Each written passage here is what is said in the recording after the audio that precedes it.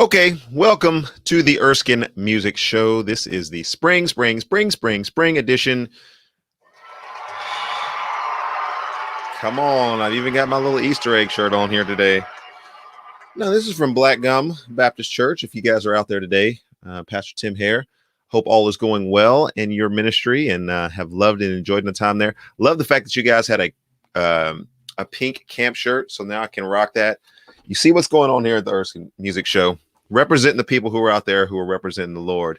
And so it's great to see you guys today. Join in for the Erskin Music Show.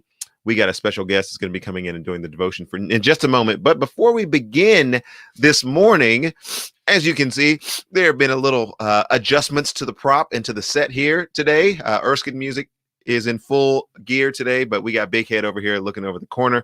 Big Head, how you doing today? Big Head, he's good. He's good. Big Head is good.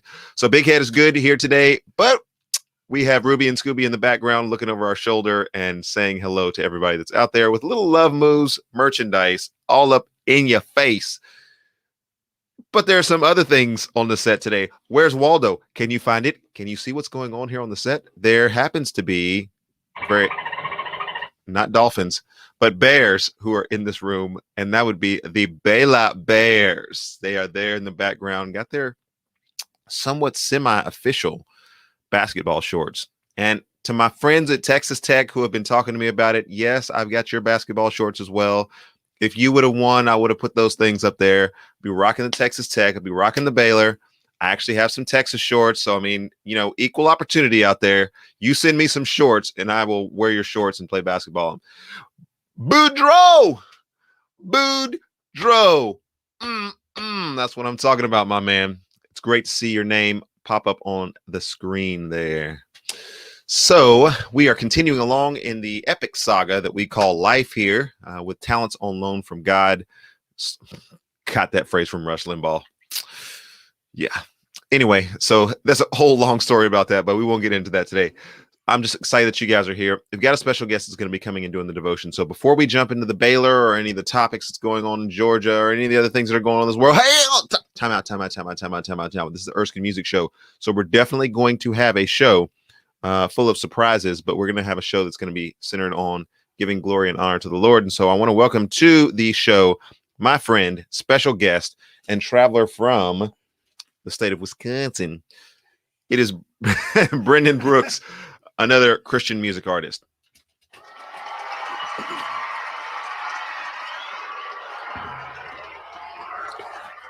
Good morning, everybody. How we doing? Yeah, tell everybody who you are. Now, who is this man? My name is Brendan Brooks. I'm also an artist like Erskin. I am currently from Wisconsin, reside there, and love getting to travel the country, meet guys like this. And he's like, hey, come on my show this morning and do some devotions with you guys. So I'm going to open up with some scripture. And I'm going to talk to you guys for a little bit. So I got two passages here from the Old and New Testament, and we're going to be in Psalms chapter 39. The Old and the New. Old and the New, absolutely. Man, it's all still relevant. Intertestament, bringing all this stuff. Maps, I'm bringing it to you. All right, chapter 39, verses 4, starting out. O Lord, make me know my end and what the measure of my days. Let me know how fleeting I am. Behold, you have made my days a mere handbreadth, and my life is nothing before you. Surely all mankind stands as a mere handbreadth. Now, a handbreadth was a unit of measure that they used to use back in the Old Testament. Surely a man goes about as a shadow. Surely for nothing they are in turmoil. Man heaps up wealth and does not know who will gather. And now I'm going to go back into James here, or up into James chapter 4, starting in verse 13. In this chapter, the title of it is Boasting About Tomorrow. Now listen, you who say today or tomorrow, we will go to this city or that, spend a year there, carry on business and make money. Why, you do not even know what will happen tomorrow. What is your life? You are a mist that appears for a little while and then vanishes. Instead, you ought to say, if it is the Lord's will, we will live and do this or that. I want everyone out there to close your eyes for a minute. I know this is kind of weird on a show, but close your eyes for a minute. And I want you guys to imagine the best day you've ever had, what that looks like. Just take a moment here. Could have happened last week, last year, 10 years ago, 50 years ago. The best day. Now, I want you guys to imagine the best friend you've ever had. Could be someone sitting next to you. Could have been from your childhood. Could be a current neighbor. Best friend you've ever had. Now I'm going to flip that coin. I want you guys to imagine the worst day. What that looks like. What it looked like. Could be something that hasn't even happened yet. You know, the death of a loved one's in the near future. Again, could happen 10, 20, 30 years ago. The worst day you've ever had. And now about the person who has hurt you the most. That's hard for people. Hopefully it wasn't the person that was once your best friend. Now with your guys' eyes closed, I want you to imagine tomorrow you've got a doctor's appointment. You're going to go in that appointment. The doctor is going to say, I've got some good news and bad news. Excuse me. And the good news is you're as healthy as a horse. If you're an older person, you're going to feel like you're 18 again, have all your mobility. But the bad news is you only have 30 days to live. But there's some other good news. The government just instilled a brand new program that anyone that gets this diagnosis gets $500,000 tax-free to do with whatever you want to do with. So what do you do with the money? You guys can open your eyes now. You go out and buy that new car you always wanted. Go to Vegas, buy a one-way ticket to some beach somewhere. I know with COVID, you're kind of limited where you can go. But did any of that money get used to help somebody else?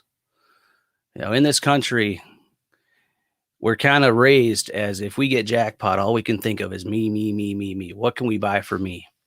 But if you knew you only had 30 days to live, is that really going to make a difference in your life? I don't want to scare anybody this morning. I just want to get you guys to think.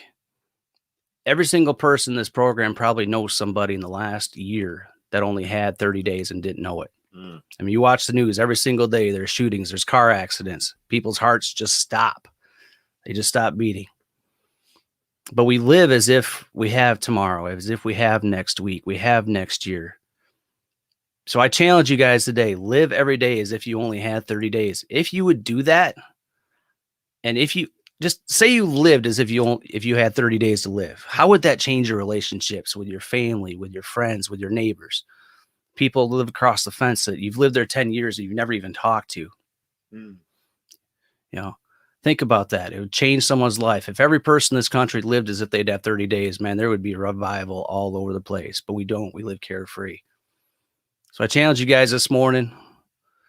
Make a stand at that. You know, I'm here today because of one man that changed my family's life. And all he simply did was invite some neighbor kids to church. And one of those kids was my father. If he never would have done that, you know, he didn't have to preach to them. He just said, hey, there's some kids next door that need to go to Sunday school. This was back in the 50s. And my dad ended up being introduced to church for the first time because a neighbor took the time. So challenge you guys today. Ask yourself this question. If it's what I do today going to matter in 100 years? And if the answer is no, well, maybe you might want to reconsider what you're doing. So thank you guys so much. Thank you, Erskin, for letting me come on for a little bit. Thank you, sir. And you guys have a good show. Wheelchair today. All right. So that is Brendan Brooks. Hey, man, real quick before you pop off here, tell people where they can check out your music. Oh, absolutely. Absolutely. Pretty much any streaming service and iTunes and Apple Music, all that. You can go to Brendan Brooks Music. Now, you got to spell my name right because I'm also a famous hockey player. Not really, but some guy with my same name. I can put it in the show notes here in just a second. So it's BRENDAN and then Brooks. BrendanBrooksMusic.com or Facebook, Brendan Brooks Music. Again, you look me up on iTunes and Apple Music and all that stuff too. So thank you so much. You betcha. I appreciate that. Brendan is staying with us for a few days and just hanging out with the fam, and we have really enjoyed him. He was able to join us last night for game night.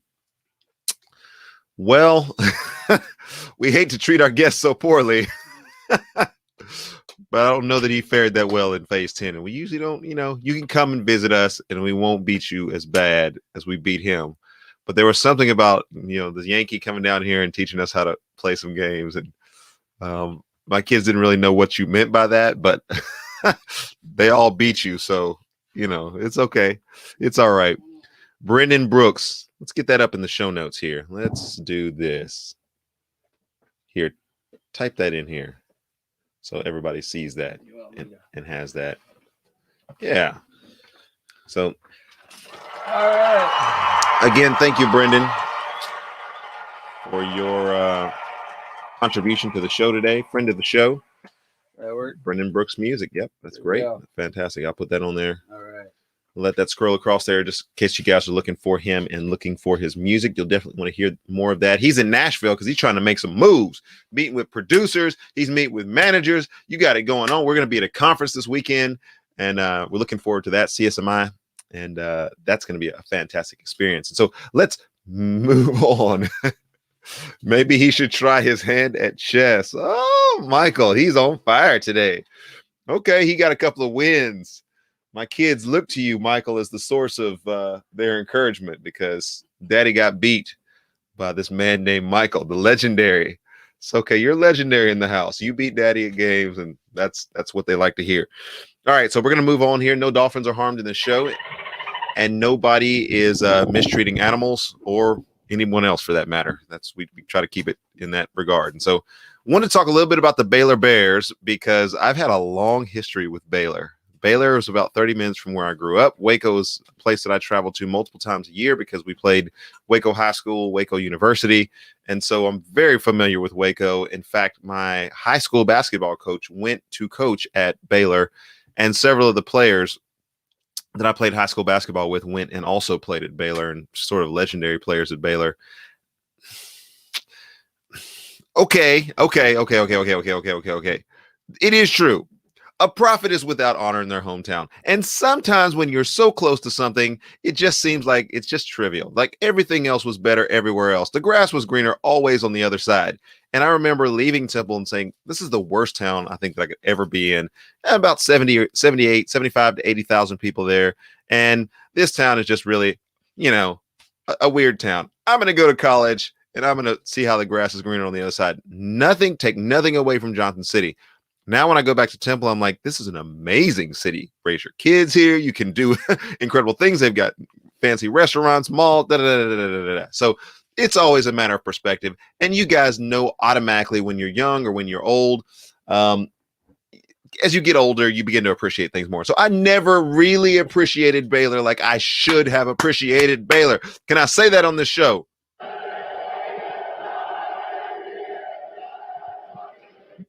Now I appreciate Baylor. Now I appreciate the green and gold the way that I should, just because I'm a little bit older now and I recognize their fine Christian heritage and many people who have worked there and who have done ministry there and who have come out of there doing ministry. Unlike a school that I will not name that is in Nashville named Belmont. Oh, I just named them. That used to have a Christian heritage and now no longer has a Christian heritage, but just kind of has a veneer of Christianity around them. Baylor actually still has student life that is centered around gospel principles and Christian values. And so I want to, first of all, acknowledge that and just say, yeah, definitely.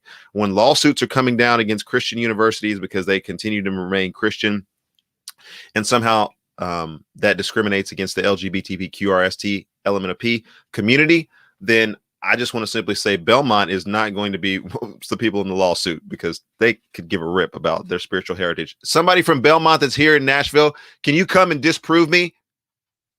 No, you can't. So anyway, I respect that. Okay, I can't say bad words on the show. I respect the heck out of Baylor for continuing to have a culture of Christianity, and that be from the foundation to its onset to even now. And so I really do appreciate the fact that they are continuing to, maybe not so aggressively push that forward, but they're continuing to maintain that. Hey, Brendan, that's got to be on. Thanks. Appreciate that. Maintain that as a part of their identity and their heritage. And so love that. Appreciate that. I know there's a lot of jokes that are out there and a lot of jokesters making jokes about they were playing the other night like they were getting ready to go to a potluck, or they were going to have a potluck after they won the national championship. Baptist jokes. Where's our joke sound? Yeah. So I'm pretty sure they didn't have a potluck after the game was over. I'm pretty sure all the little Baptist jokes that you guys have about, the Baylors and the Bears and the Baptists and everything. That's all. Yeah. Good job, guys. But, I got this from, I think this is, what is this, Christianity Today? Yeah. Talking about Baptist Baptists can dunk.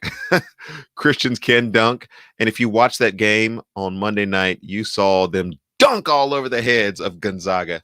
I've been saying all year to people, Gonzaga, I know you're chasing history. I know you want to be an undefeated team. I know you want your names to go down in lights, but there's an asterisk because some of the games that you didn't play this year were games that got interrupted by COVID, fans in the stands, the squirreliness of college basketball. There's any number of ways. And the 38-0 team that finally lost, the Kentucky team that lost in the semifinals to Wisconsin, that team had to play 8 more games than you had to play.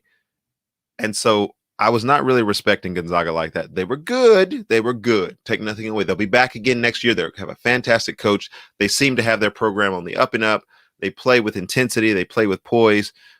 They play the game the way that's supposed to be played. Got all that. That's good. I just didn't respect you, Gonzaga, because you didn't play some of the people that would have beat you, i.e. the University of Tennessee when you played them. So anyway, there's that. Didn't like Gonzaga. Didn't have them winning the championship. Most people did. I picked Baylor because they couldn't hold their guards. And my man, Flo Thamba. Here's a quick story that you guys would not know that relates to Baylor and just sort of the culture of Baylor. Flo Thamba is their starting post player. I met him about 4 years ago at a school up in Grundy, Virginia. Small little Christian school up there. He was playing basketball, and I'm like, this guy is a giant. He said, I'm being recruited by a couple of colleges, bigger colleges, and Baylor's one of those colleges. And so he really sat down with me, and we got a chance to know one another. And he said, I'm really concerned about my spiritual life. And when I went to the University of Georgetown, no swipe against Georgetown. I'm sure their culture is better now with Patrick Ewing there. But I was talking to the coaches about their spiritual lives and where they went to church. And all they could say was, there's some people who go here and there's some people, but it became very apparent to him that the coaches themselves didn't go to church. And so he went on a recruiting visit down to Baylor, and the coaches were like, we go to church here and we teach Sunday school and we do this and that. And you can come with us. If you come here, be a part of the culture. And that really did impress him to be able to go there. Now he is the starting center for the Baylor Bears and a national champion, of which he played a fantastic game. He fouled out near the end of the game, but he gave his heart and soul, and they came away with the championship. And so it's great to have known him and just know that his desire was to see himself playing basketball at the highest level, and then also being in an environment where his faith and his Christian walk were something that he could continue to put before people and say, this is something that I value. This is something that I treasure. And so I'm glad that he was rewarded in that. According to Christianity Today, and I'll read a little bit from this article. In 1948, now mind you, 1948, there were no Flo Thambas on the Baylor basketball team. This is still a lot of segregation in the South. There continues to be some today, but definitely back to the 1950s. So when you go back and read the history of Baylor, and when you go back and you see some of those early photos of their teams, it is very white. It is very segregated. It is very not what we would consider today to be ingratiating to the nations. Okay, so that's there. But I put that there because the rest of the article that I'm reading, I'm going all positive from there. I just, full disclosure, like, that was what it was. I wasn't around in the 1940s, 1950s, but that's, everybody already knows that. Okay. The team was notable, and here's where I'm talking about that Christian heritage, because of Robert Jack Robinson. Robinson coupled his basketball skills with his preaching ability, leading revivals while at Baylor, and he served as the precursor for his career as a Baptist minister. Robertson played in the NCAA tournament and also helped his team to earn a spot on the 1948 Olympic basketball team, which won gold in London. He said, "Never in my life have I so few days brought so many thrills. I found my Christ adequate again." And so basketball, Christ, this culture of loving the Lord, loving these sports. Robinson maintains his sports interest after his playing days were over, serving as one of the 6 athlete clergymen from the Fellowship of Christian Athletes, the first advisory board that was launched in 1955. You can't see it all the way up on the big head sign, but on the big head sign, there is a moniker up there for the Fellowship of Christian Athletes. I played college basketball Fellowship of Christian Athletes was incredible to me. In fact, it was one of the reasons why I ended up in Africa doing sports evangelism. And that ministry has always served to point athletes to Christ. I'm going to be doing an impact event in May. What do they call it? College Advance in May here in Tennessee. And I'm looking forward to the 300 or so plus college kids are going to be coming in, because that is sort of my lane. They speak my language. That's my atmosphere. I love it when I'm around college kids anytime, but especially college kids that are athletes, because I can remember those days and how critical and pivotal those days are. So that's that. Fellowship of Christian Athletes springs from this direct emphasis of Baylor basketball and the whole heritage that's there. So I'm super excited about that. The team's motto this year was to play with joy, putting Jesus first. So this year's team adopted a mantra of a culture of joy, Joy, within the program, and the acronym stands for Jesus, Others, Yourself, and is a variation of the popular I Am Third slogan, which is used by numerous Christian coaches. But the word joy also operates on its own, symbolizing the mutual delight and celebration which the team plays. In its hierarchy of thinking, Baylor star Jared Butler explained, for me, and number 12, he was balling out there. You should get 3.9. It just wow, just doing them boys. That's kind of the position that I played. All right. So he said, for me, it's the fact that I get to be here with a group of guys. It's joy. It's fun. In that sense, we see how that culture really began to permeate the way that they played. They played with energy. They played with joy. They played for Jesus. They played for others, their other teammates. They played for themselves, and they represented themselves well. And so I want to say congratulations, Baylor. Can we give them a hand again, once again?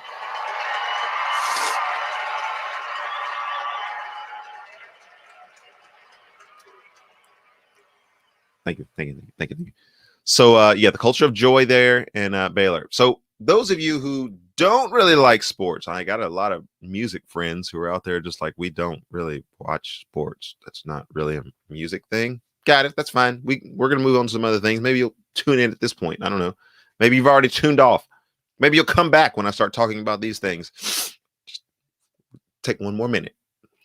So there's a lot of people out there who have boycotted sports because sports has gotten extremely political, if you hadn't noticed, or has it? Statements like, we believe in equality.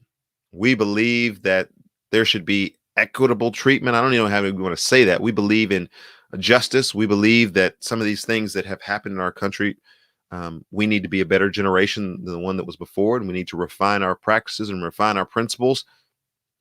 To some people, that's offensive.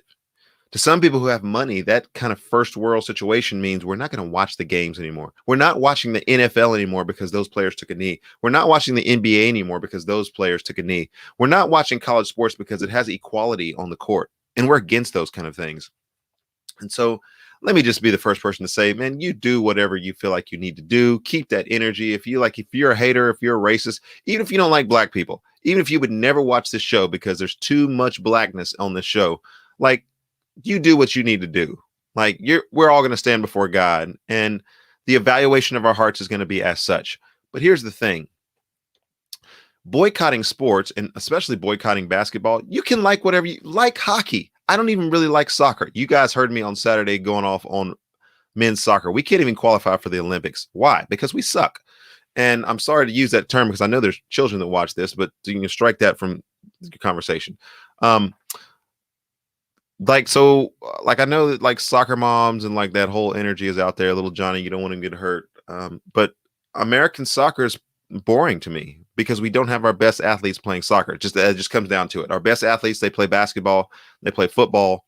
And I talked a little bit about that or they play women's soccer. I can watch women's soccer before I can watch men's soccer, which ought to tell you where the sport is at. And for the soccer fans are quickly tuning off of this.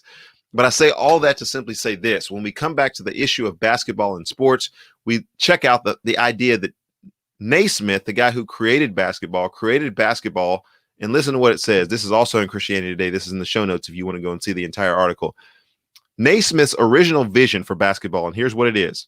He created basketball as a Christian and for Christian purposes, but he let it out into the world to be enjoyed and appreciated, hoping that he might leave the world a better place than he found it. My commentary, and then I'll be done with the story, and then I'll move it on. Sports is what you make it. Those of you who are boycotting sports, boycotting the blackness of, can I just say it like that? This is to me what it seems like. You're boycotting the blackness of the NFL. You're boycotting the blackness of the NBA. And I know you might have some political reasons. Just jump on the comment section. It's open. You guys on Twitch, you guys want to jump on my comment section? Come on, do your thing. YouTube, whatever, international audience, if it's not live for you, then you can show me some comments, but I mean, they're not going to come up with the show. But just jump on there. But you're boycotting what to me seems like the blackness of the sport or the political nature of the sports, instead of saying, as Christians, we've always been ones who redeemed sports or appreciated sports or looked at that as a measure of God's common grace. To play the game of basketball, to enjoy the game of basketball was something that Baylor did extremely well.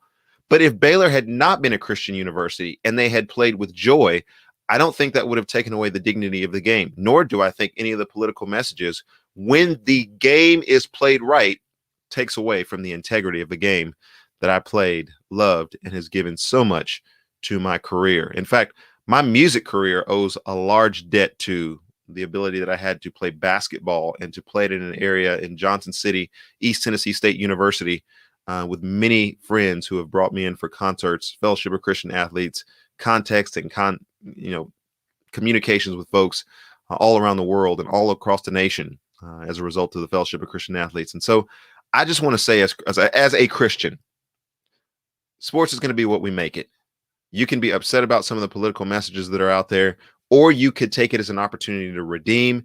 When you get on the court, ball out, and then share your testimony. I've done that a number of different times. And it's been a great platform for me to be able to see and meet many people that I wouldn't otherwise be able to meet, because I'm not, I ain't hanging in the hood like that. But sometimes when I'm playing basketball, there's an intersection of those things that's happening. So, as Christians, I'm always concerned that we are the people who are most likely to go hide in our basements and then complain about what's going on outside of our house. So if you don't like the sports that's going on, then you have the opportunity to change it and create a culture of joy yourself. All right, so that's all I wanted to say about that. Good job. Let's racing on to the next. The comment section is kind of quiet today. You guys aren't chiming in today. Now Michael had some pretty funny things to say about his chess playing, but hey, I know I took a couple of L's, but I did give a couple of L's in that situation. We're moving on though. We're going to talk about Easter's this year. Hopefully you guys had a fantastic observance of Easter. I've heard from just about all of my friends that they had a wonderful time. I think the church was on its A game on Easter. All I'm saying is we got to keep that energy. So I know that there's multiple services that were out there, special events that were out there, letting the people know that the church is back, gospel is being preached, we're moving ahead, we're moving forward. That's great. Hey, look, big head. I got nothing to say about that. I'm all excited about that. I'm super excited about that. In fact, let me share a little bit about our church experience. As you guys know, that we planted a church about 4 months ago, and how I have ended up on broadcast talking about church planting, I have absolutely no idea. And the first thing I will tell people is, why am I talking to you about church planting? I should not be the one talking to you about church planting. We're 4 months in. We don't know anything. We planted a weak church. And I say it's weak, not because the church is weak, not because Jesus is weak, but just because there's so few resources that we have at this point. I mean, people resources, elders that are a part of our church, plurality of leadership. And so it is a biblical, gospel-centered church, but, we're making strides. We're doing different things. So, I'm on podcasts talking to people about planning a church. And so this year, since it's our first year, we had church in the park on Easter, and felt like we wanted to split the difference between a sunrise service. It was absolutely beautiful here in Nashville on Sunday, and just being a part of a culture that traditionally doesn't go to church here in East Nashville. That's not part of our culture. That's not what people do. There were people who were out in their lawns and they were working in, the garden and doing their different things outside on Sunday, but go to church. Nobody does that around here.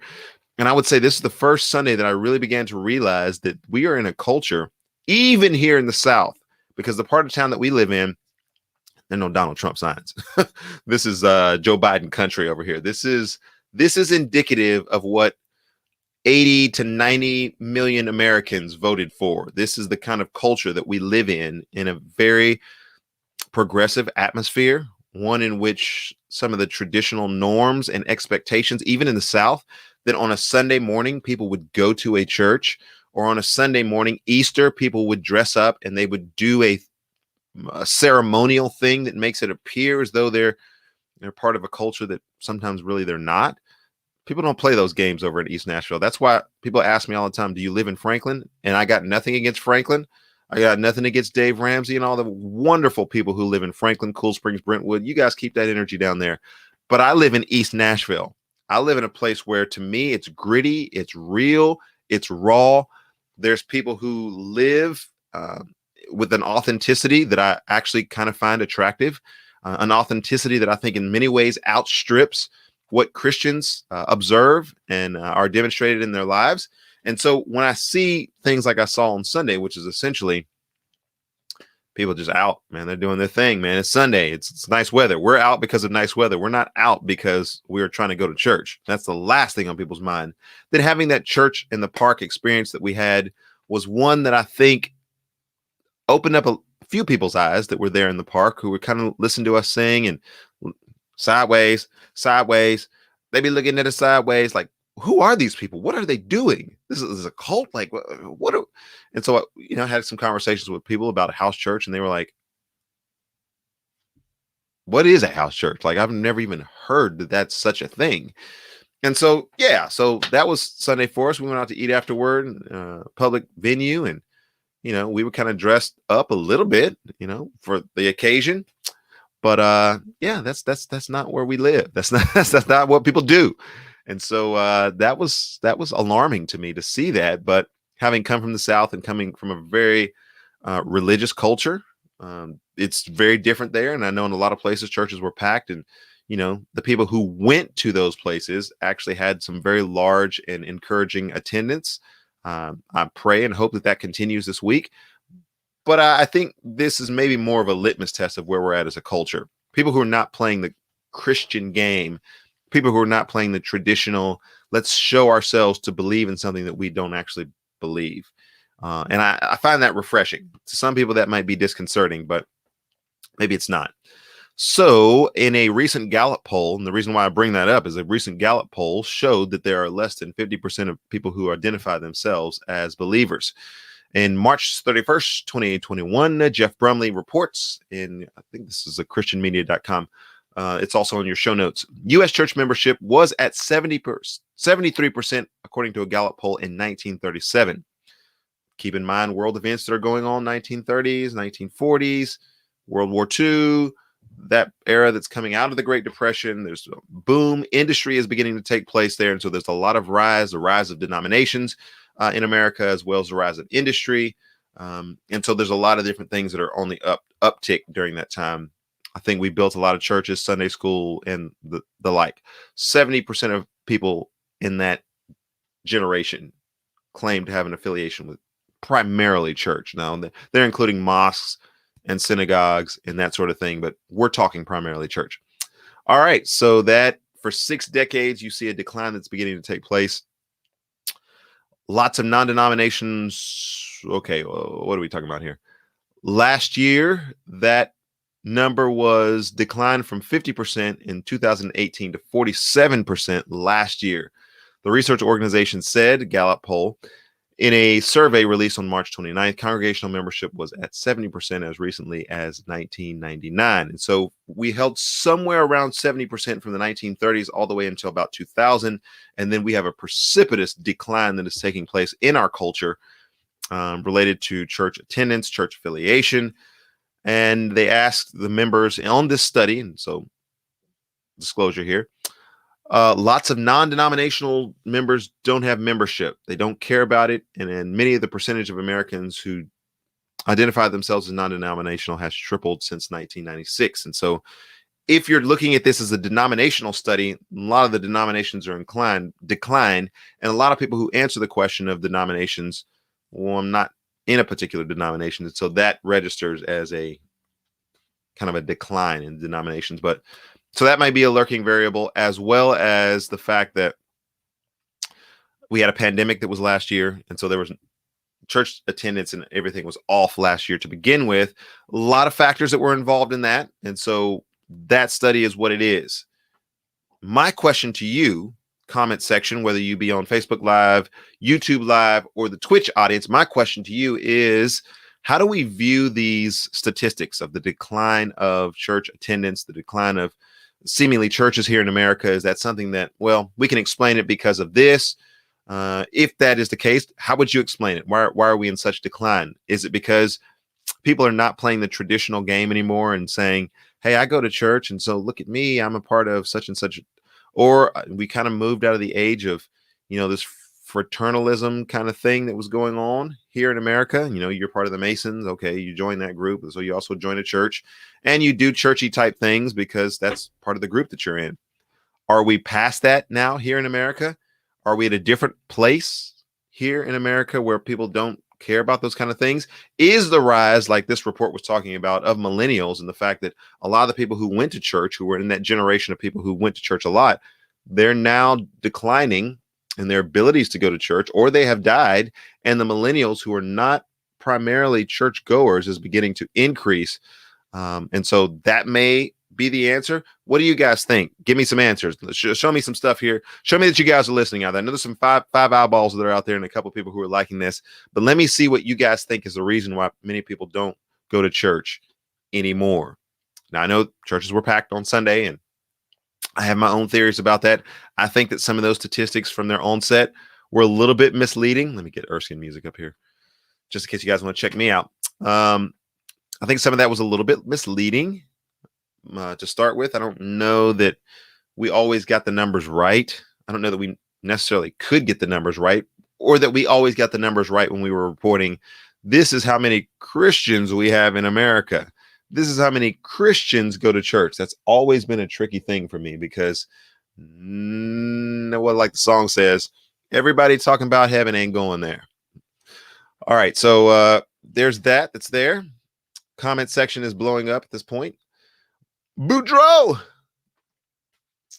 who I tend to agree with this comment. We're stripping away the remnant of cultural Christianity as modernity / postmodernity has removed the need for play acting, also the politics of new religion. Two really good answers there, Michael. And he's a thinker. Michael, you're such a thinker. That's why we've had you on the show. In fact, Michael, if you come back on the show, we'll actually get you a chair. In fact, we need to bring you on the show, Michael. You sit in your own chair wherever you're at, and you just come on the show, and we can rap about this subject at some point, or any other subject, because you are well-versed in many different things. So that's just kind of the audience that we have here at the Erskin Music Show. That's why I love doing this, because there's such a kind audience, except for you folks on Twitch. I'm trying to plant viruses on my show. But yeah, Michael, I think we are not doing the play acting thing anymore. I think people value their time. They value the circumstances that they find themselves in. And there's no reason to sit in a church. Most of the time, can I say this? Here's a car horn. Most of the time when I'm sitting in church services, who is it? Big head. Answer the door. Bad Erskin's coming in. All right. I'll sit in church services from time to time, and they sometimes will strike me as extremely boring. All right. I said it. I'm going to be honest with you. Sometimes I've been in church services that are extremely boring. Sometimes I ask myself the question, were we trying to make people go to sleep today? When I listen, especially preacher boys that are out there, church leaders that are out there, I know it's not your intention to make people go to sleep. And sometimes people are tired and they go to sleep. But sometimes our church culture, if we would just be honest, let's be honest. Hey, I'm your boy. I'm your boy. I am going to go out and work my tail off today to get the gospel of Jesus Christ to as many people as I possibly can. I promise you that. We are going hard all day long until there's no more strength left in my body. So I'm going hard. But can we just talk shop? Sometimes we do some of the most god awful boring stuff. Like God is in heaven, as bored as he can possibly be, because of that crappy sermon that is being preached and that no life intensity that is being given from the pulpit. There's no joy, there's no energy, and the world, this is kind of piggybacking off of what Michael said, the world picks up on this, and it's like, man, why do we have to play this game? Like, you know, we're all excited about this when the people who are here clearly are not excited about this. It's like, and I'm not, you guys know I love hymns. Come on. I love hymns. Sometimes our church services seem more like a funeral dirge than a celebration of the resurrection of Jesus Christ. At least on Easter, the people who were reporting back to me what was going on in their churches were reporting and saying, yes, our church had a very energetic, lively Resurrection Sunday. I just want us to keep that energy. The world is not playing these games of like, yeah, let's go into a church because that's where there's excitement. Let's go into a church because that's where there's inclusion. Let's go into a church because that's where there's joy. Let's go into a church because that's where those people who are helping the community. Anyway, don't get me started. You got to know how I feel about that. I've been very clear about that. But also, new startup. There's really nothing new about the New Age movement. Can I just say that? But new age religious type of things that are out there. You've got syncretistic type of religions like you have in the New Apostolic Christian movement that's going on there.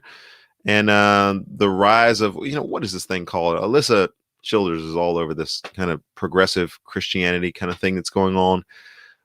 So we've got some of those things that are also out there. People are like, hey, you know, let's just have the love community and that be our church, and not necessarily this sort of rigid kind of formalistic kind of thing that's going on there. Now, if Michael, if you're listening, there's a lot of beauty in the formality and the liturgical structure that I think you appreciate, maybe more than anybody I know.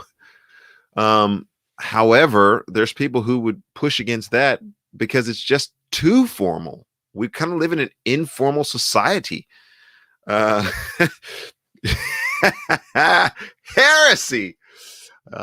So there's a lot of pushback in our culture. And, you know, I was on here last week, and I'll say this time and time again, because I keep going back and circling the wagons on the same thing over and over and over and over again.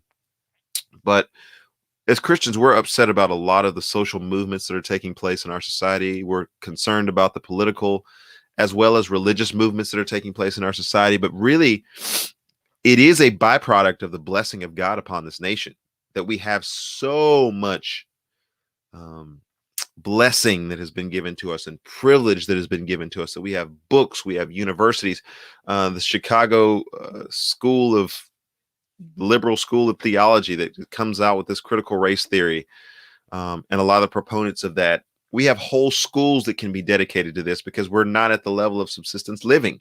And so we're not a culture that has to work, gather food for the day, eat that food, have enough energy and concern that we could just live until the next day or the next season of our lives, and to get our kids maybe to a better place. We are in a place where we have universities, we have corporations, that we're going to talk about corporatocracy at some point, where we have corporations who are involved in the process of, man, we have billions of dollars, not millions, billions of dollars that we can contribute to a cause like Black Lives Matter, and institutions like HBCUs. Sorry, I didn't go to historically Black college. And so it's product of our environment that we have so many things in our culture. We sometimes get upset about that, but that is the residual effect of not our culture not being Christian, not having a Christian culture. What do you think they're going to do with their time, talent, and money and energy? Frank Flo is on here, man. He's balling out, man. Hold on. I didn't even read your comment. I put it up on the screen. I just put your comment on the screen, Frank Flo, without even surveying your comment, because I just knew you were going to bring some substance to this show. That's my man. I think it's a lack of relationship between the church and the community as a whole. I could not agree with you more. I've told people it bothered me to the pit of my core that we were driving 35 minutes from our house, doorstep to doorstep, to get to a fantastic church in a fantastic place in Franklin when we have non-believing neighbors all around us. You don't know the stress. And I'm not a person that gets stressed out. If you know me very well, you know I'm not that guy. Like, okay, like the house is on fire. Insurance.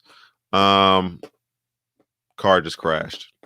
Get a new one. I'm just not that guy. I don't worry, but it bothered me that I have non-believing neighbors around me that we have great conversations with, fellowship with, go over their house. They come over to our house. We eat. We do all these different things that we are driving past so we can have a church experience in a place that is not our community and our culture. Frank Flo, you got to come on the show, man. Come on the show. We gotta have the golden toad. Hey, it's good to see you today, Brother Erskin. How you doing today? Frank Flo, man, you got to come on the show. We got to have you, brother. We got to have you. We also miss the reality of the life and the worship service. It's more than needed to be real about life and faith. Absolutely. It is needed. And Frank Flo, I can say this to you because you're a black man. I'm a black man. Very much a part of the black culture and the fabric of black history in this country, the church. I would say from my study, even more so than in a white culture. And the reason, one of the things that I would point to is look at in the African-American church, the way that the pastor is revered and honored and respected in comparison to the culture of the way white pastors are treated. And I would say in many cases, disrespected as somebody that's not all that important to consider. And so the rich history of the black church in America, I think the white church could actually learn a few things from the black church in America. But, you know, our churches are segregated in America. You know how we are. Let's not play that game. So, yeah, we definitely need a church culture, church service, church response that ingratiates community. I'm still going on. Truth and love and joy and gratefulness is missing in many churches and applies to individuals as much as church as a whole. Great comments there. Thank you so much for contributing to the show there. We got to get you on the show at some point. Man, the golden tones of Frank Flo. I just got to get you to do voiceovers for me, bro. Your voice is iconic. So really quick here before I jump off here, I'm already at 50 minutes and I haven't even gotten to the story of the day. The church, here's my concern. Is church membership a weird thing? Because I know they're trying to chart this. Are you a member of a church? Like our church, I'm kind of on the fence about it. Like we'll have to have some founding members and like for state and legal purposes as a nonprofit religious institution. But I don't know if church membership, the way that it's practiced in America, is actually all that biblical. I think it's accommodationist. I think it's contextual to some degree. But I can't see where they actually had a membership role in the Bible that people signed up on. The letters were to the church. That was the visible, invisible church in a particular place. And the believers were all incumbent to receive God's word as, in fact, what it actually truly was. I'm going to be preaching from that in 1 Thessalonians chapter 2, verses 13 through 20 this week. So receiving God's word, and that's what believers do. But I can't find anywhere where they went through a formal membership process. You take these classes and then you sign a roll and you covenant. I know there was covenant renewal and people who from time to time, the Old Testament would do those sort of things. It's just, I think church membership in the way that I've seen it practiced here in America is a little heavy. And I'll say that just simply to say this, since there's not a lot of comments that are being made right now.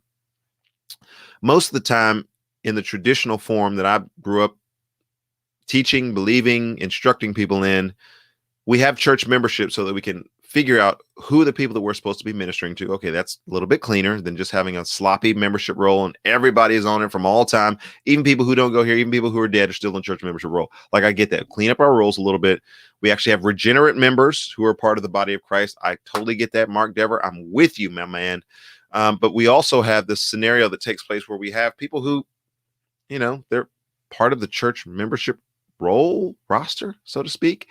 But they're not really part of the church. And so, or they do something that's egregious and we want to practice church discipline.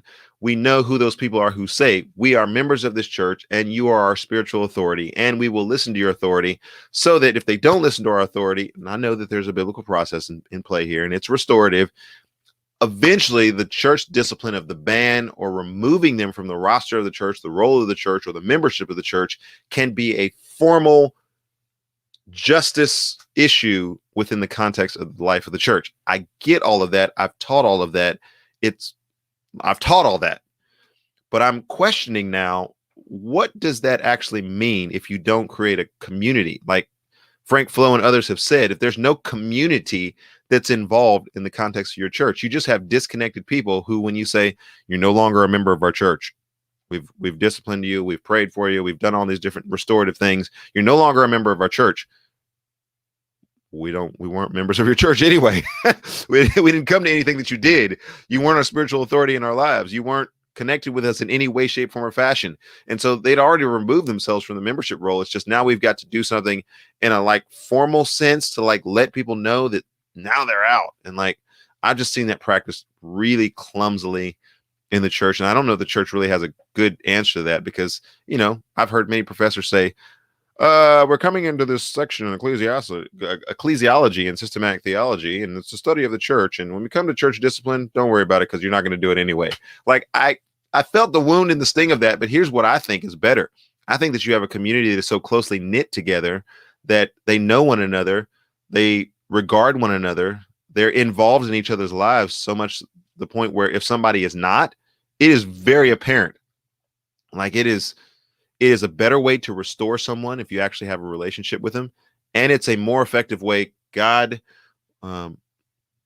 forbid if the situation should take place where you actually have to remove them from the fellowship. It actually means something because the community is stronger. And so I think we sometimes want to put church membership and the idea of church membership up to the level of this is actually creating community. Sometimes it does.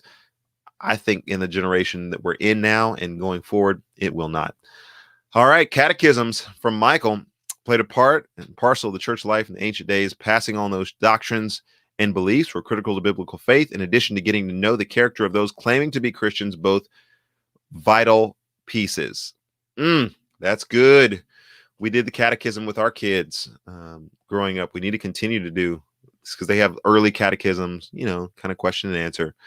And then you start to get a little bit more robust. And they're at an age where they're really sponges and picking up a lot of information. And so catechism is a great thing for really the life of anyone, kids and adults, to be able to recite back to and to confess those things that the church has believed. And unfortunately, Michael, and you know this very well, as a good Baptist here, Baylor representing in the show, we have sometimes struggled to be able to ascertain the parts of church history, even if they had some Catholic origin, that would have been a benefit to Baptist heritage and life. And so catechism, elders, some of those things that are not necessarily Baptistic, we have sometimes fallen down on, and that has been our sword that we've fallen on, because I think that you're absolutely right. Catechisms and catechizing and having a group of formal statements that the church recites, those are only helpful things. So I think you would want us to hearken back to, and I think that it would be appropriate to hearken back to, but I don't really see any discontinuity in my mind in taking some of those things and modernize them, sort of like the New City Catechism and some of the things that Tim Keller has done at his church. And so, yeah, really good comments there. Let's race ahead because we got a few more minutes left in the show today. It's been the Erskin Music Show. Wait a minute. It's the Erskin Music Show. So let me give you guys a song real quick. Let's breathe a sigh of relief. Then we may have a public service announcement. And then, this song is called Better Day. I'm going to play it for you guys, and then we'll come back and we'll have the rest of this day.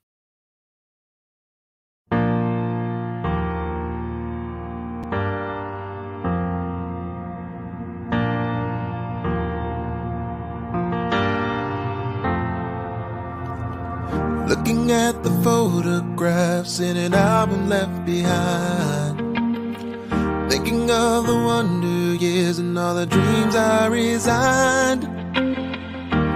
Things I should have done, I should have said. Something is telling me the best is still ahead. I'm alive and well, I've got a story to tell. I'm not what I used to be. To live is Christ, to die is gain, by the power of his name and the glory of God in me. It's a better day. Oh, it's a better day.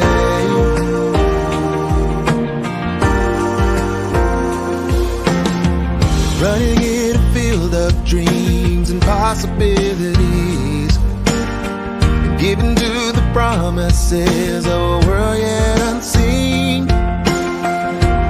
I've seen brokenness, times I've bled. Something is telling me the best is still ahead. My God is telling me the best is still ahead. I'm alive and well, I've got a story to tell. I'm not what I used to be. To live is Christ, to die is gain, by the power of his name and the glory of God in me. Every piece of every broken story, you alone have redeemed. Oh, better days because of you are flowing and living inside of me.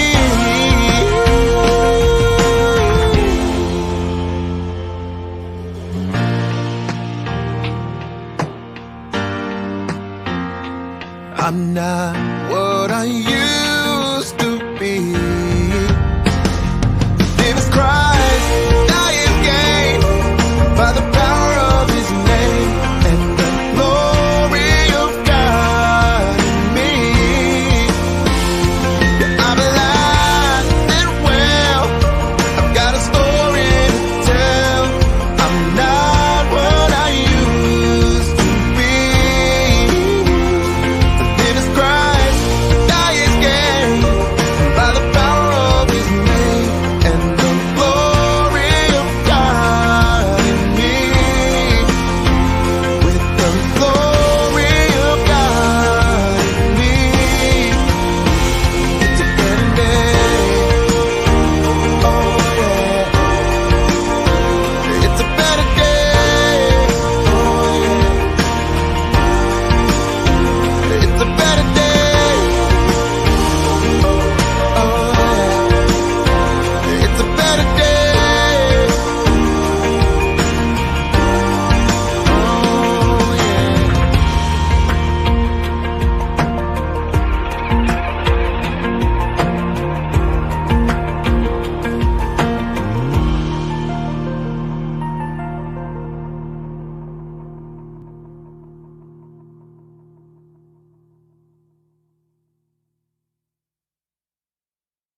Song called Better Day. And sometimes Facebook will say, oh, there was unlicensed music that was being played on your show. You idiots. It's Erskin music. Anyway, that hasn't happened in a while, but it has happened before. And I'll just simply say, I give permission for all the songs that are played on here that are my own songs to be played here. But Michael goes into an important comment here. And I feel like I need to put this up because we were just balling out on the show related to this whole church membership thing. I think it's a little bit weird, but here's a little bit of history for this thing. I preached on Sunday about the forecast. The expected forecast for the Christian is not just occasional showers, but we are going to have a constant barrage of persecution that takes place in the church. I don't think as a believer and one who preaches expositionally, verse by verse through the Bible, you can preach much of the New Testament, or all of the, well, there's a lot of the New Testament that you wouldn't be able to preach because it's so foreign to the ears of Americans. And by that, I simply mean when you begin talking about persecution and the fact that Peter expected that they would experience suffering and persecution for the sake of Christ, but that they would do it with joy, predicated on the hope of the resurrection. That's our message. That's our message. Hey, look, I'm coming back tomorrow and I'm going to give the same message because that's our message. In 1 Thessalonians, I'm preaching this week, 1 Thessalonians chapter 2, verses 13 through 20. Once again, Paul expects that they would receive the word as what it literally is, God's word, and that they would respond to God's word so that when they face persecution, they recognize, Addison, you can't be calling me right now, bro. All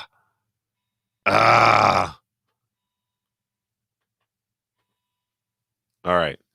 So we had to go to camera B now. Sorry about the camera angles here and all these different things, but yeah. So we had to switch that out because people keep calling me in the middle of a show, and I know I have some folks that are coming into town this week, and they are they're excited to be a part of what's going on here, but obviously he's not watching the show. So let me switch back here. Can we get back to that camera? I don't even know that we can get back to that camera. Oh boy. All right, we'll finish the show on this camera. Okay. I could have put it on silence mode, so mistake is mine. We'll own that one. But going back to this whole idea of persecution in the Bible, I want to really follow this train of thought. That's a lot of what's found in the New Testament. Like if you're preaching it, like the Christian believers, they are persecuted, and yet they stand up in that persecution, and the church begins to spread as a result of that persecution, and God begins to cause the church to flourish in that persecution. In America, we are so scared. I had to say that word. We scared. Don't be scared. We are scared of persecution. Anything that makes us uncomfortable. The seats are not padded enough. We've got to get rid of these pews, and we've got to have chairs in here. We're not going to be able to come to church anymore. Or all the nonsensical stuff that happens in our churches as a result of the fact that we want to be comfortable. The church down the road got a new building. Why don't we have a new building? Oh, nonsense. Goofy, like Ruslan says. Goofy stuff happening all the time in our churches. And it's because a lot of it is because we want to be comfortable. We want to come in. We want the atmosphere. We want the air to feel right. You know what, people? I'm gonna tell it like it is, like it is. I did not like going to church as a young lad because I remember being up in that church building, and I would never want to stay for church because Sunday school was early in the morning, and I could get candy if I memorized John 3:16. So Miss Black, you did a fantastic job of at least keeping me motivated. But when I went to the Sunday service at the Black church, the air conditioner, if that's what you want to call it, could never keep up with the service. So you know what we're in there doing. Come on now. You guys know. Funeral. We didn't have our own church fans. I saw a church. They had their own name on the fans. I was like, man, they had high class compared to what? Funeral home. This is what church was, baby. This is what church was. We were fanning that sucker. It was hot up in the thing. You were dressed to the nines. You were sweating. And that was part of the church culture. We went to it because that's where we went. Man, if you had... Come on now. I'm looking at the wrong camera. I thought this thing was still on. Come back, camera. If you had a church service today that didn't have an air conditioning and had to use the funeral home fans and people just sitting there fanning the whole service, you know what church attendants would do in that church? Wait, I should have a sound for that. Where are my sounds at? Oh, I thought... Yeah. So church attendance would plummet because we want to be comfortable in church. We don't go to church because of the content of the message. We go because of the culture of the people that's there, the atmosphere that's there. And a lot of people that I heard from that went to church services were there, and they really enjoyed the atmosphere, and they really enjoyed the lights and the sound and the music, and all of that was fantastic. And it was like a concert, and it was wonderful. Except that's not why people go to church. So Michael is hearkening to a comment here. The ancient church understood that allowing unvetted members in the fellowship could mean literal death. Here's the deal, and the reason why I bring this up about our comfort in America. We don't even understand most of what's in the Bible because it doesn't apply to our situation in life. Most believers were persecuted, and as a result of them following through in their faith, and in many places in the world today, the majority of Christians, I would say, by virtue of the biggest churches in the world, fastest growing churches in the world, most vibrant churches in the world, are churches that are experiencing persecution.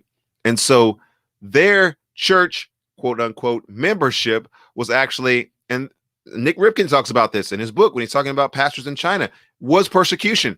How are they going to even trust somebody that hasn't been to prison? Because in China, if you haven't been to prison and you haven't been beaten for your faith, then people don't really think that you're actually a Christian. They don't think that you're really there, because in China, you can have, quote unquote, churches that gather. You can't teach all of the Bible, and you've got to register with the state. And there's only certain things that you can say, and there's only certain gatherings that you can have. And you can't really press forward in discipleship and conversion and gospel fluency and ministry in China. But you can have a church gathering. You're just monitored by the state. So for those pastors who never get beaten, they never get thrown into prison, they never get persecuted, people don't even really think that they're pastors or that they're really Christians, because Christians get beat. Christians get persecuted as a result of their faith. Where's that in America? Okay, obviously we're not there in America, and I'm still looking up at that camera that doesn't work. Addison, quit calling me. But I don't even know if we can understand that message. I would be willing to take a beating for Christ if they're like, hey, you're going to come here and you're going to get beaten. You want to keep coming here? Yeah, I'm going to keep worshiping Jesus. Not because I'm dumb, but because I love Jesus. So if your choice is, I'm not going to be able to worship Jesus that I love. I keep looking up at that camera. Can we get that camera to work? Guys, I love you. Just don't call me in the middle of the broadcast. No, we can't get to work. I'm here with you, with you now. But can we just say that one of the struggles here is that we are not living in the reality of the Bible. I actually really predict that if we were beaten for our faith, if we had to be beaten as a result of what it is that we believe, church attendance would go up. The reason why it's so low is because we've created a culture of entertainment and a culture of excitement. You say, Erskine, you contribute to that culture. I can hear Vodi Bakum now saying you contribute to that culture because you bring these lively songs into dead congregations, and you bring this lively and energetic personality into these dead places. Well, no, I'm not contributing to that culture. I'm contributing to the culture of those who passionately love Jesus. And so there's a difference. Check yourself. Check yourself. I'm not being a hypocrite here. So we don't suffer the same levels of persecution as Michael says here. So we don't think in those terms. We don't think in those terms. Michael, you are spot on. I wonder if perhaps postmodern goats have overrun many churches while wearing sheepskins. Because, yeah, you can be a goat and not actually be a believer, hearkening back to Jesus' words about the sheep and the goats that come up in the church. They look the same, but the goats, they don't have biblical intentions in mind. So if the church is going to just be created in comfort, and it's going to be a comfort zone for people, and it's going to be all about style and pizzazz and flash and dash, and as we like to say in our group, razzle dazzle. If the church is all just razzle dazzle, then anybody can get in there and do razzle dazzle. Oh yeah, that's night. Oh, you're standing there. You guys know where that came from. If you know where that came from, jump on the comment section and hit me up on that, because yeah. Anyway, if that's what the church is, and it's just about flash and dash and razzle and dazzle and the Carl Lentz of the world and looking good, I'm with Justin Bieber, and I'm not trying to kick a man while he's down, but I'm just saying, if that's what the church culture is, then anybody can get in there and do that. There's lots of handsome people. There's lots of beautiful people that are out there. They can just get on the stage and smile at you. God just loves you. It's your best life now. You know what? Jesus loves you. You are the one he loves. Come on now. Silliness that's going on out there. Razzle them, dazzle them. You know, baby, how we do it. That's how we do it. Anyway, that was an inside joke, and I shouldn't do that and you know what I'm not going to get to today? I'm not going to get to Brian Kemp. Oh, Georgia, you got off the hook one more time. Maybe tomorrow we can get into this because we have a very special guest. Let me turn the corner now. Race to the end of the show. We got a special guest that's coming tomorrow, and his name is Dr. Pastor, Bishop, Author, Kevin Schrum. He's coming tomorrow. You'll definitely not want to miss that edition because there are some things that we agree upon, and it is glorious. It is going to be hilarious, in fact. The different things that we agree upon, because you're going to be sitting back there saying, okay, there's a black guy and a white guy on the screen, and they're one guy separated at birth. And then there's probably going to be some things that we like sideways, big head. I'll be looking at Kevin Schrum, and he'll be looking at me thinking, I don't know what just happened to this guy. So anyway, we're going to mix it up a little bit tomorrow with Dr. Pastor, Author, Bishop, Cardinal. No, not Cardinal. He's a Baptist pastor here. Fantastic church, Inglewood Baptist Church, and they have really been supportive of our ministry and the things that we're doing to reach the community, as well as themselves reaching the community. That's important as well. So good friend of mine, friend of the show. We will be having him on the show tomorrow as we prepare for the Thursday edition of the Erskin Music Show. So before we leave, let me just give you guys the kind encouragement to go love your neighbor.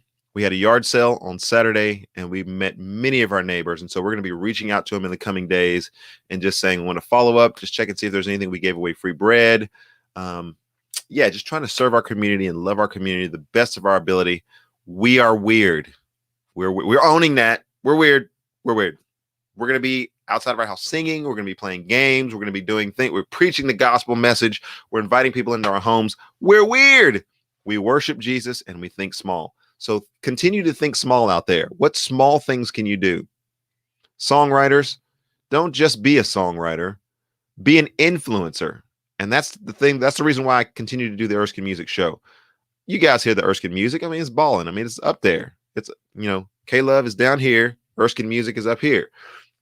Air One, Way, all that, Christian music is down here. Erskin music up here. So we joke about that all the time because I'm micro famous. Kids always ask me, are you famous? You've never heard of me, but you have now. So I'm micro famous.